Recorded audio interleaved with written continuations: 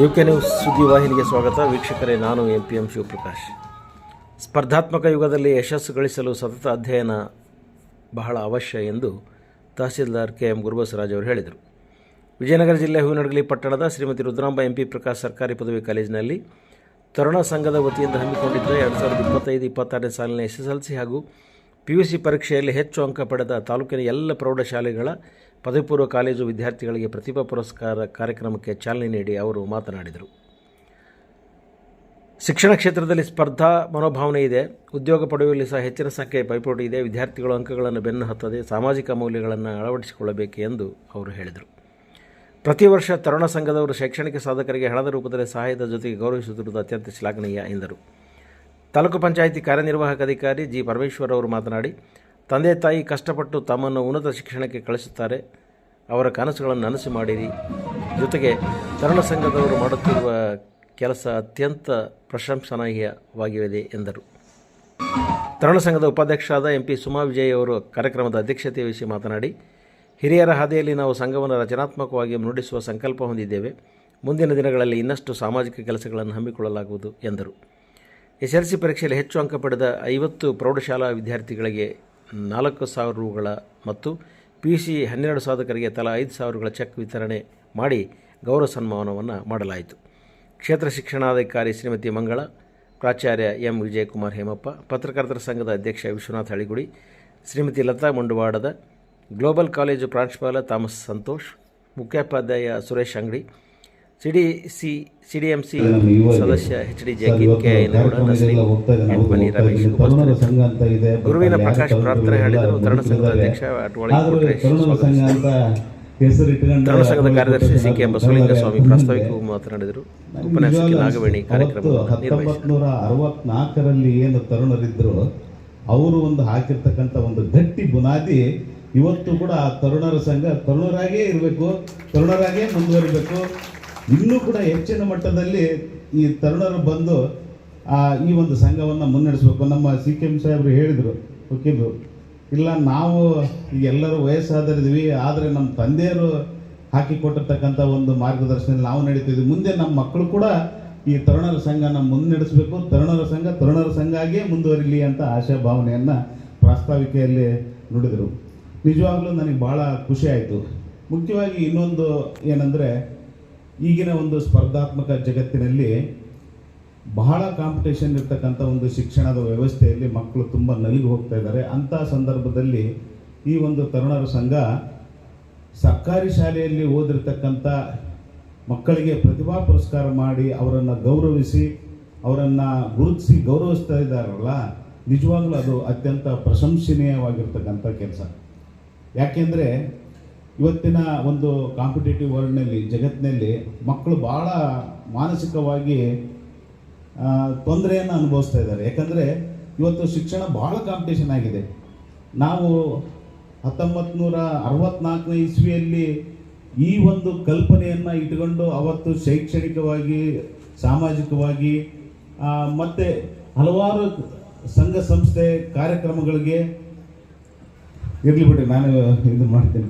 ಈ ಒಂದು ಕಾರ್ಯಕ್ರಮಕ್ಕೆ ನಮ್ಮ ಶಿಕ್ಷಣಾಧಿಕಾರಿಗಳು ಬಂದಿದ್ದಾರೆ. ಅವರಿಗೂ ಕೂಡ ತರುಣರ ಸಂಘದ ಪರವಾಗಿ ನಾನೇ ಅವರನ್ನು ಹೃತ್ಪೂರ್ವಕವಾಗಿ ಸ್ವಾಗತವನ್ನು ಬಯಸ್ತೇನೆ.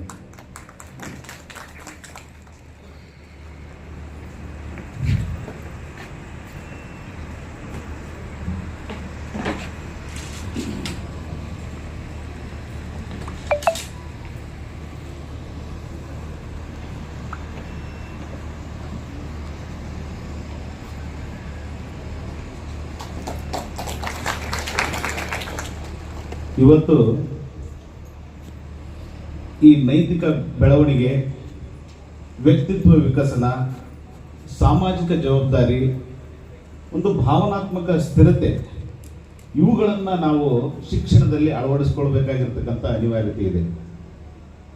ವಿದ್ಯಾರ್ಥಿಗಳಲ್ಲಿ ಸರಿ ತಪ್ಪಿನ ಅರಿವನ್ನು ಮೂಡಿಸಿ ಪ್ರಾಮಾಣಿಕವಾಗಿ ಸತ್ಯ ಮತ್ತು ಅಹಿಂಸೆ ಮೌಲ್ಯಗಳನ್ನು ಅಳವಡಿಸಿಕೊಳ್ಬೇಕಾಗಿರ್ತಕ್ಕಂಥದ್ದು ಇಂದಿನ ದಿನಮಾನದಲ್ಲಿ ಬಹಳ ಪ್ರಸ್ತುತ ಇದೆ. ಹಾಗೆಯೇ ವ್ಯಕ್ತಿತ್ವ ವಿಕಸನ ಕೇವಲ ನಾವು ಒಂದು 64ರಲ್ಲಿ ತರುಣ ಸಂಘ ಪ್ರಾರಂಭ ಆಗಿದೆ. ಅವರಿಗೆ ಈಗ ನನಗೆ ಆಲ್ರೆಡಿ 67 ವರ್ಷ ಅಂದ್ರೆ ಅವರು 5 ವರ್ಷದ ಮಗು.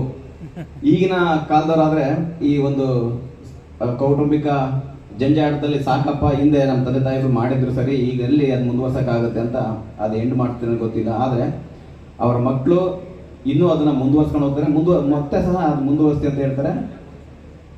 ಭಾಳ ಒಂದು ಖುಷಿ ವಿಚಾರ. ನಿಜಕ್ಕೂ ಆ ಯೂತ್ನೆಸ್ ಅನ್ನೋದು ಅವರಲ್ಲಿ ಕಾಣ್ತಾ ಇದೀವಿ. ನಾನು ನೋಡ್ತಾ ಇದ್ದ ತರುಣ ಅಂದರೆ ಮೀನಿಂಗ್ ಏನೇನೆಲ್ಲ ಇರ್ಬೋದು ಅಂತ ಹೇಳ್ಬಿಟ್ಟು ಯೂತ್ಫುಲ್ನೆಸ್ ಅಂತ. ಆ ತರುಣ ಅವ್ರು ಮಾತಾಡ್ಬೇಕಾದ್ರೆ ನಾನು ಅಬ್ಸರ್ವ್ ಮಾಡ್ತೀವಿ, ಎಷ್ಟು ನೀಟಾಗಿ ಮಾತಾಡ್ತಿದ್ರು ಅಂದರೆ ಆ ಕೇಳ್ಬೇಕನ್ನಿಸುತ್ತೆ. ಒಳ್ಳೆ ನೀಟಾಗಿ ಅವ್ರು ಮಾತಾಡೋದು ನೋಡಿದ್ರೆ ಎಷ್ಟು ಫ್ಲೂಯೆಂಟ್ ಆಗಿ ಎಷ್ಟು ನೀಟಾಗಿ ಅದು ಸಂಘದ ಬಗ್ಗೆ ಹೇಳ್ಬೇಕಾದ್ರೆ ನಿಜವಾಗ್ಲೂ ಯೂತ್ಫುಲ್ನೆಸ್ ಅನ್ನೋದು ಎಲ್ಲ ಶಾಸ್ತ್ರದಲ್ಲಿ ಇದೆ. ಭಾಳ ಖುಷಿ ವಿಚಾರ. ಒಂದು ಹೇಳಕ್ಕೆ ಇಷ್ಟಪಡ್ತೀನಿ, ನಾನು ಸಾಕಷ್ಟು ಪ್ರತಿಭಾ ಪುರಸ್ಕಾರ ಕಾರ್ಯಕ್ರಮಕ್ಕೆ ಹೋಗಿರ್ತೀವಿ. ಕಾರ್ಯಕ್ರಮ ತುಂಬ ಅಬ್ಬರವಾಗಿರುತ್ತೆ. ಅಲ್ಲಿ ಮಕ್ಕಳು ಬಂದಾಗ ಅವ್ರು ಲಾಸ್ಟಿಗೆ ಅವ್ರು ಸನ್ಮಾನ ಮಾಡೋಷ್ಟೇ ಮಕ್ಳಿಗೆ ಸಾಕಾಗೋಗಿರುತ್ತೆ. ಅವ್ರ ಮಕ್ಕಳು ಶಾಲೆ ಬಿಟ್ಟು ಬಂದಿರ್ತಾರೆ ಅಥವಾ ದೂರದಿಂದ ಕರೆಸಿರ್ತೀವಿ.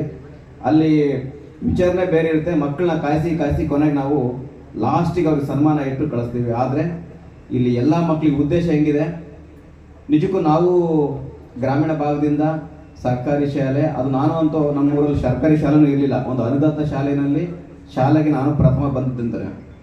ಅದು ಇವತ್ತು ನನಗೆ ನೆನಪಾಯಿತು. ಶಾಲೆಗೆ ನಮ್ಮ ಅಟವಳಿ ಕೋಟೇಶ್ವರ ಹೇಳ್ದಂಗೆ ನಾವು ಅತಿ ಹೆಚ್ಚು ಅಂಕ ಪಡೆದವರಿಗೆಲ್ಲ ಸರ್ ಆ ಶಾಲೆಗೆ ಯಾರು ಪ್ರಥಮ ಬಂದಿರ್ತಾರೋ ಅವ್ರಿಗೆ ಕೊಡ್ತೀವಿ ಅಂತ ನನಗೆ ಹೇಳಿದ ತಕ್ಷಣ ಹೌದಲ್ಲ, ನಾನು ಸಹ SSLCನಲ್ಲಿ ಶಾಲೆಗೆ ಪ್ರಥಮ ಬಂದಿದ್ದೆ. ಆಗಿನ ಕಾಲದಲ್ಲಿ ನಮ್ಮನ್ನು ಯಾರು ಗುರುತಿಸಲಿಲ್ಲ, ಪ್ರೋತ್ಸಾಹಿಸಲಿಲ್ಲ, ಪ್ರತಿಭಾ ಪುರಸ್ಕಾರ ಕೊಡಲಿಲ್ಲ. ನಿಜಕ್ಕೂ ಇದು ಒಂದು ಒಳ್ಳೆಯ ಕೆಲಸ. ಎಲ್ಲೂ ಸಮೇತ ಈ ಥರ ಕಾರ್ಯಕ್ರಮ ಅಂದರೆ ಶಾಲೆಗೆ ಪ್ರಥಮ ಬಂದವರಿಗೆ ಪುರಸ್ಕಾರ ಕೊಟ್ಟಿದ್ದು ಎಲ್ಲೂ ಇಲ್ಲ. ಅಂಥದ್ರಲ್ಲಿ ಅವ್ರನ್ನ ಇಲ್ಲಿ ಕರೆಸಿ ಅವ್ರಿಗೆ ಒಂದು ಏನು ಧನ ಸಹಾಯ ಮಾಡ್ತಾರಲ್ಲ, ನಿಜಕ್ಕೂ ಭಾಳ ಒಳ್ಳೆಯ ಕೆಲಸ. ಎಲ್ಲ ಸಹ ಮಕ್ಕಳು ಇವತ್ತು ಏನು ಇಲ್ಲಿ ಬಂದಿದ್ರು ಸಮೇತ ಮೋಸ್ಟ್ ಆಫ್ ಆಲ್ ಎಲ್ಲರೂ ಸಹ ನಾವು ಗ್ರಾಮೀಣ ಭಾಗದಿಂದ ಬಂದಂಥ ಮಕ್ಕಳು ಕೊಡುವಂಥ ಒಂದು ಸಣ್ಣ ಒಂದು ಸಹಾಯಧನ ಭಾಳ ಹೆಲ್ಪ್ ಆಗುತ್ತೆ. ಅದಕ್ಕಾಗಿ ನಿಜಕ್ಕೂ ನಾವು ಈ ತರುಣ ಸಂಘಕ್ಕೆ ಎಲ್ಲರ ಪರವಾಗಿ ನಾನು ಅಭಿನಂದನೆಗಳನ್ನ ಸಲ್ಲಿಸೋಕ್ಕೆ ಇಷ್ಟಪಡ್ತೀನಿ. ವಿದ್ಯಾರ್ಥಿ ಜೀವನ ಮತ್ತು ಶಿಕ್ಷಣ ಈಗಿನ ವ್ಯವಸ್ಥೆ ಹೇಗಿದೆ ಅಂತಂದರೆ 2 ಮಾತಿನಲ್ಲಿ ಹೇಳಿ ನನ್ನ ಮಾತುಗಳನ್ನು ಮುಗಿಸ್ತಾ ಇದ್ದೀನಿ. ವಿದ್ಯಾರ್ಥಿಗಳಿಗೆ ನಿಜಕ್ಕೂ ಪ್ರತಿಭೆ ಅಂತಕ್ಕಂಥದ್ದು ಇದ್ದಾಗ ಪ್ರತಿಭಾ ಪುರಸ್ಕಾರ ಮಾಡ್ತಕ್ಕಂಥದ್ದು ಅನಿವಾರ್ಯ ಇದೆ. ಯಾಕಂತಂದು ಹೇಳಿದ್ರೆ ಮನೆಯಲ್ಲಿರ್ತಕ್ಕಂಥ ಒಂದು ಸಣ್ಣ ಮಗು LKG UKG ಅಥವಾ ಫಸ್ಟ್ ಸ್ಟ್ಯಾಂಡರ್ಡಲ್ಲಿ ಓದ್ತಾ ಇರುವಾಗ ಅವರೇನೋ ಕ್ಲಾಸ್ ಟೀಚರು ಹೋಮ್ವರ್ಕ್ ಬರಿತಾ ಇದ್ದಾಗ ಅಥವಾ ನೋಟ್ಸ್ ಬರಿತಾ ಇದ್ದಾಗ ವೆರಿ ಗುಡ್ ಅಂತಂದರೆ ಹಾಕ್ತಾರೆ. ಆ ಗುಡ್ ಮತ್ತು ವೆರಿ ಗುಡ್ ಅಂತಕ್ಕಂಥದ್ರಿಂದನೇ ಪ್ರಾರಂಭ ಆಗಿರ್ತಕ್ಕಂಥದ್ದು ಪ್ರತಿಭೆ ಅಂತ ಹೇಳಿಬಿಟ್ಟು ನಾವು ಹೇಳ್ತೀವಿ. ಮನೆಯಲ್ಲಿರ್ತಕ್ಕಂಥ ಎಲ್ಲ ಪಾಲಕರುಗಳು ಕೂಡ ಸಣ್ಣ ಮಕ್ಕಳು ತಮ್ಮ ಶಿಕ್ಷಣದ ಬಗ್ಗೆ ಅಥವಾ ತಮ್ಮ ಶಾಲೆಯಲ್ಲಿರ್ತಕ್ಕಂಥ ಅನಿಸಿಕೆಗಳ ಬಗ್ಗೆ ಏನಾದರೂ ಹೇಳಿದಾಗ ಪಾಲಕರು ಕೂಡ ವೆರಿ ಗುಡ್, ಬೆಸ್ಟ್, ಚೆನ್ನಾಗಿ ಬರೆದಿದ್ದೀವಿ ಅಂತ ಹೇಳಿದ್ರೆ ಪ್ರತಿಭೆ ಪ್ರಾರಂಭ ಆಗುತ್ತೆ. ಸೊ ಆ ಹಂತವನ್ನು ಮೀರಿ ನೀವು ಈಗ ಯುವಕರು ಇಲ್ಲಿದ್ದೀರಿ. ಯುವಕರಿಗೆ ಒಂದು ಮಾತನ್ನು ನಾನು ಹೇಳೋಕ್ಕೆ ಇಷ್ಟಪಡ್ತೀನಿ. ಎಲ್ಲರೂ ಕೂಡ ಹೇಳ್ತಾರೆ ವಿದ್ಯಾರ್ಥಿ ಜೀವನ student life is on golden life ಅಂತ ಹೇಳ್ಬಿಟ್ಟು ಹೇಳ್ತಾರೆ. ಆದರೆ ನನಗೆ ಅದು ಪ್ರಾಯಶಃ ಅದನ್ನ ಒಪ್ಕೊಳ್ಳಿಕ್ಕೆ ಆಗ್ತಾಯಿಲ್ಲ. ಯಾಕಂದರೆ ವಿದ್ಯಾರ್ಥಿ ಜೀವನ ಬಂಗಾರದಂಥ ಜೀವನ ಅಲ್ಲದು. ವಿದ್ಯಾರ್ಥಿ ಜೀವನ ಅಂತಕ್ಕಂಥದ್ದು ಅವನು ಯಾವುದೇ ರೀತಿಯಾಗಿರ್ತಕ್ಕಂಥ ಒಂದು ಗುರಿಯನ್ನು ಇಟ್ಕೊಂಡು ಆ ಗುರಿಯನ್ನು ಸಾಧಿಸಬೇಕಾದ್ರೆ ಸತತವಾಗಿರ್ತಕ್ಕಂಥ ಪರಿಶ್ರಮವನ್ನು ತಪಸ್ಸನ್ನು ಮಾಡಬೇಕಾಗುತ್ತೆ ಅಂತಕ್ಕಂಥದ್ದು. ಆ ತಪಸ್ಸನ್ನು ಮಾಡಿದಾಗ ಮಾತ್ರ ತನ್ನ ಉನ್ನತವಾಗಿರ್ತಕ್ಕಂಥ ಗುರಿಯನ್ನು ಸಾಧಿಸಲಿಕ್ಕೆ ಸಾಧ್ಯ ಆಗುತ್ತೆ ಅಂತ. ಮತ್ತು ಇನ್ನು ಆ ಗುರಿಯನ್ನು ದೊಡ್ಡದಾಗಿರ್ತಕ್ಕಂಥ ಗುರಿಯನ್ನು ಸಾಧನೆ ಮಾಡಬೇಕಾದ್ರೆ ದೊಡ್ಡದಾಗಿರ್ತಕ್ಕಂಥ ತ್ಯಾಗವನ್ನೇ ನಾವು ಮಾಡಬೇಕಾಗುತ್ತೆ. ಯಾವುದೇ ಒಬ್ಬ ವ್ಯಕ್ತಿ ಯಾವುದೇ ಒಂದು ಸ್ಥಾನದಲ್ಲಿ ತನ್ನದಾಗಿರ್ತಕ್ಕಂಥ ಒಂದು ಛಾಪನ್ನು ಮೂಡಿಸಬೇಕಾದ್ರೆ ಕಠಿಣವಾಗಿರ್ತಕ್ಕಂಥ ಪರಿಶ್ರಮವನ್ನು